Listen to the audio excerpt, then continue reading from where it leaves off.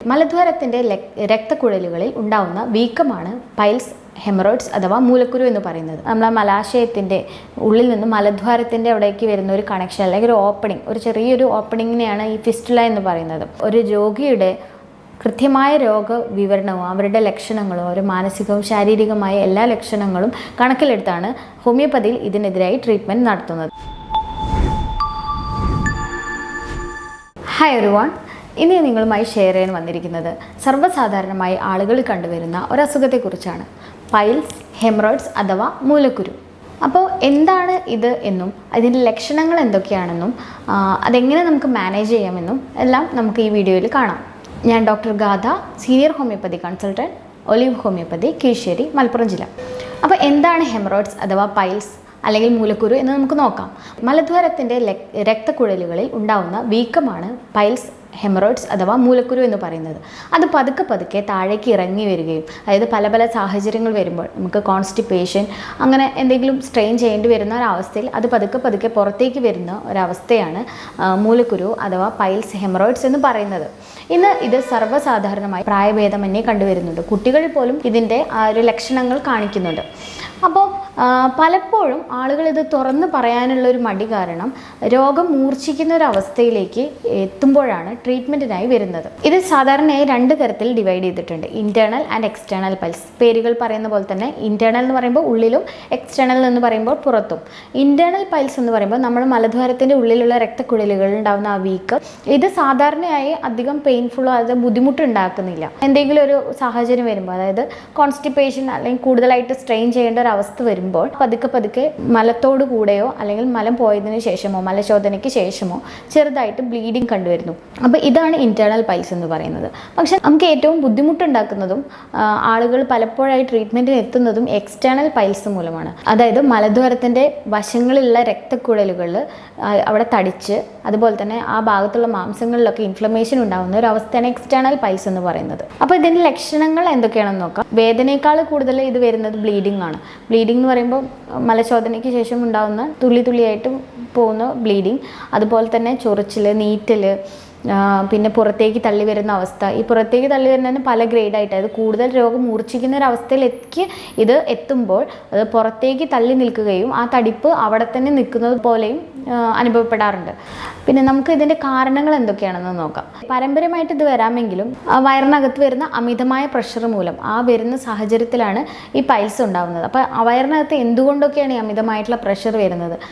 നമ്മൾ കൂടുതലായിട്ട് ഇരിക്കുമ്പോൾ അല്ലെങ്കിൽ അമിതവണ്ണം ഉണ്ടാകുമ്പോൾ കൂടുതലായിട്ട് മലം പോകാൻ സ്ട്രെയിൻ ചെയ്യേണ്ടി വരുന്ന ഒരവസ്ഥ, അല്ലെങ്കിൽ മലബന്ധം, നമ്മുടെ ജീവിതശൈലി വന്നിട്ടുള്ള മാറ്റം, അതായത് വെള്ളം കുടിക്കുന്നതിൻ്റെ അളവ് വളരെ കുറവ്, അതുപോലെ നാരുകൾ അടങ്ങിയ ഭക്ഷണങ്ങളുടെ കുറവ്, ഷുഗർ ഐറ്റംസ് ഒക്കെ കൂടുതൽ കഴിക്കുകയും, അതുപോലെ മസാല അല്ലെങ്കിൽ നോൺ വെജ് ഐറ്റംസ്, സ്പൈസി ആയിട്ടുള്ള ഐറ്റംസ്, ഫാസ്റ്റ് ഫുഡ് ഐറ്റംസ്, ഇതെല്ലാം നമുക്ക് ഓവറായിട്ട് കഴിക്കുകയും അങ്ങനെ ദഹനക്കേട് അല്ലെങ്കിൽ ദഹന സംബന്ധമായ അസുഖങ്ങൾ ഉണ്ടാവുകയും അതുപോലെ തന്നെ മലബന്ധം പോലുള്ള അസുഖങ്ങൾ ഉണ്ടാവുകയും ചെയ്യുന്നു. അതുമൂലം നമുക്ക് കൂടുതലായിട്ട് ടോയ്ലറ്റിൽ സ്ട്രെയിൻ ചെയ്യേണ്ടി വരുന്ന ഒരവസ്ഥ. അങ്ങനെ പതുക്കെ ഇത് പൈൽസ് അല്ലെങ്കിൽ ഹെമറോയിഡ്സ് എന്നുള്ളൊരു കണ്ടീഷനിലേക്ക് നമ്മൾ എത്തിച്ചേരുകയാണ് ചെയ്യുന്നത്. അതുപോലെ തന്നെ ഗർഭിണികളായിട്ടുള്ള സ്ത്രീകൾക്ക്, ഡെലിവറി കഴിഞ്ഞിട്ടുള്ള സ്ത്രീകൾക്ക് ഒക്കെ ഈ ഒരു അസുഖം കാണുന്നുണ്ട്. യൂട്രസിൽ എന്തെങ്കിലും മുഴകളോ സിസ്റ്റോ എന്തെങ്കിലും ഉള്ള ആളുകളിലും ഈ ഒരു പൈൽസ് അല്ലെങ്കിൽ ഹെമറോയിഡ്സിൻ്റെ ലക്ഷണങ്ങൾ കാണാറുണ്ട്. പിന്നെ വേറൊരു കാര്യം നിങ്ങളോട് എനിക്ക് ഷെയർ ചെയ്യാനുള്ളത് എന്താണെന്ന് വെച്ചാൽ, ആളുകൾക്ക് ഇന്നൊരു തെറ്റായ ധാരണയുണ്ട്. അതായത് ആ ഭാഗത്ത് അല്ലെങ്കിൽ ഏനൽ റീജിയനിൽ എന്തൊരു അസുഖം വന്നാലും അത് പൈൽസ് ആയിട്ടാണ് അവർ പറയാറ്. പക്ഷേ ചില സമയത്ത് അത് പൈൽസ് ആവാം, ഫിഷർ ആവാം, ഫിസ്റ്റുല ആവാം. അത് അതിൻ്റെ ലക്ഷണങ്ങൾക്കനുസരിച്ച് മാറ്റങ്ങൾ വരാം. അതായത് ഫിഷർ എന്താണെന്നും ഫിസ്റ്റുല എന്താണെന്നും അറിഞ്ഞാലേ നമുക്ക് ഇതിലേതാണെന്ന് പറയാൻ പറ്റുള്ളൂ. അതിന് ഫിഷർ എന്താണെന്ന് ഞാൻ ചെറുതായിട്ടൊന്ന് പറയാം. ഫിഷർ എന്ന് പറഞ്ഞാൽ നമ്മൾ ആ ഭാഗത്തുണ്ടാവുന്ന അല്ലെങ്കിൽ ആ മലദ്വാരത്തിൻ്റെ ഭാഗത്തുണ്ടാവുന്ന വിണ്ടുകീറലിനെയാണ് ഫിഷർ എന്ന് പറയുന്നത്. ഫിസ്റ്റുല എന്ന് പറഞ്ഞാൽ നമ്മൾ ഏനൽ റീജിയനിൽ ഉണ്ടാവുന്ന നമ്മളെ മലാശയത്തിൻ്റെ ഉള്ളിൽ നിന്ന് മലദ്വാരത്തിൻ്റെ അവിടേക്ക് വരുന്ന ഒരു കണക്ഷൻ അല്ലെങ്കിൽ ഒരു ഓപ്പണിംഗ്, ഒരു ചെറിയൊരു ഓപ്പണിങ്ങിനെയാണ് ഈ ഫിസ്റ്റുല എന്ന് പറയുന്നത്. അപ്പോൾ ഈ ഫിഷറുള്ള ആളുകൾക്ക് വളരെയധികം പെയിൻഫുള്ളായിരിക്കും, ഭയങ്കര വേദനയായിരിക്കും. അവർക്ക് ഒരു അരമണിക്കൂറോ, ഇത് മലവിസർജനത്തിന് ശേഷം ഒരു അരമണിക്കൂർ അല്ലെങ്കിൽ അതിൽ കൂടുതൽ സമയം വേദന ഉണ്ടാക്കുന്ന ഒരവസ്ഥയാണ്. ചില സമയത്ത് ഫിഷറിൻ്റെ കൂടെ പൈൽസ് കൂടി വരുമ്പോൾ വളരെയധികം വേദനാജനകമായിട്ടുള്ള ഒരു അവസ്ഥയാണ് അത് വരുന്നത്.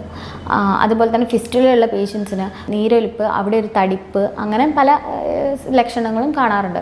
അപ്പോൾ ഇത് രോഗം മൂർച്ഛിക്കുന്ന ഒരു അവസ്ഥയിലേക്ക് എത്താതെ നമ്മൾ ചികിത്സ എടുക്കേണ്ട ഒരു അസുഖം ആണ്. നമ്മളിത് വരാതിരിക്കാൻ വേണ്ടി എന്തൊക്കെ മുൻകരുതലുകൾ എടുക്കണം എന്ന് നോക്കാം. ആദ്യം തന്നെ വെള്ളം നന്നായി കുടിക്കുക. 2.5 ലിറ്റർ വെള്ളമെങ്കിലും നമ്മൾ കുടിക്കണം. അതുപോലെ തന്നെ നാരുകളടങ്ങിയ ഭക്ഷണം, non veg, masala, spices, fast ഫുഡിൻ്റെ അമിതമായിട്ടുള്ള ഉപയോഗം കുറയ്ക്കുക. അതുപോലെ ടോയ്ലറ്റ് ട്രെയിനിങ്, പ്രോപ്പറായിട്ടുള്ള ടോയ്ലറ്റ് ട്രെയിനിങ് ചെറുപ്പം മുതലേ കുട്ടികളിൽ വളർത്തിയെടുക്കുക. നമ്മുടെ അമിതവണ്ണം കുറയ്ക്കുക. അങ്ങനെ നമ്മുടെ ജീവിതശൈലിയിൽ ചെറിയ ചെറിയ മാറ്റങ്ങൾ കൊണ്ടുവന്നാൽ തന്നെ നമുക്ക് ഈ ഒരു അസുഖം പരമാവധി കുറയ്ക്കാവുന്നതാണ്, അല്ലെങ്കിൽ ഇതിൻ്റെ ലക്ഷണങ്ങൾ കൺട്രോൾ ചെയ്യാവുന്നതാണ്. അതുപോലെ തന്നെ വ്യായാമം, ദിവസവും അരമണിക്കൂറെങ്കിലും നമുക്ക് വ്യായാമം ചെയ്യാനുള്ള സമയം കണ്ടെത്തേണ്ടിയിരിക്കുന്നു. അത് നമ്മളെ മസിലിന് റിലാക്സേഷൻ ഉണ്ടാക്കുന്നു. അതുപോലെ തന്നെ വേറൊന്നാണ്, നമ്മൾ കുറേ നേരം ഇരുന്ന് ജോലി ചെയ്യുന്നവരുടെ, അത് IT ഫീൽഡിലും പല മേഖലകളിലും കുറേ സമയം ഇരുന്ന് ജോലി ചെയ്യുന്ന ആളുകളാണുള്ളത്. അപ്പോൾ ഒരു മണിക്കൂർ കണ്ടിന്യൂസ് ആയിട്ട് ഇരുന്ന് ജോലി ചെയ്യുന്ന ഒരാൾ 10 മിനിറ്റെങ്കിലും എണീറ്റ് നിൽക്കാനോ ഒന്ന് നടക്കാനോ ശ്രമിക്കുക. നമ്മുടെ ഡയറ്റിൽ ഇലക്കറികൾ, അതുപോലെ ഫ്രൂട്ട്സ്, സലാഡ്സ് ഇതെല്ലാം ഇൻക്ലൂഡ് ചെയ്യുക. പിന്നെ ഒന്ന് പറയാനുള്ളത്, നമ്മൾ ഈ ഒരു ലക്ഷണങ്ങൾ കണ്ടുവരുമ്പോൾ ഒരു ബേസിനിൽ കുറച്ച് ഇളം ചൂടുവെള്ളത്തിൽ ഒരു ലേശം ഉപ്പിട്ട് നമുക്ക് ഒരു 10 മിനിറ്റ് ദിവസവും 2 നേരമായിട്ട് 10 മിനിറ്റ് നമ്മൾ സ്പെൻഡ് ചെയ്യുകയാണെങ്കിൽ, അതിൽ ഇരിക്കുകയാണെങ്കിൽ നമുക്ക് ഈ ഒരു ലക്ഷണങ്ങൾ കുറേ നമുക്ക് ബുദ്ധിമുട്ടുകൾ ഒഴിവാക്കാവുന്നതാണ്.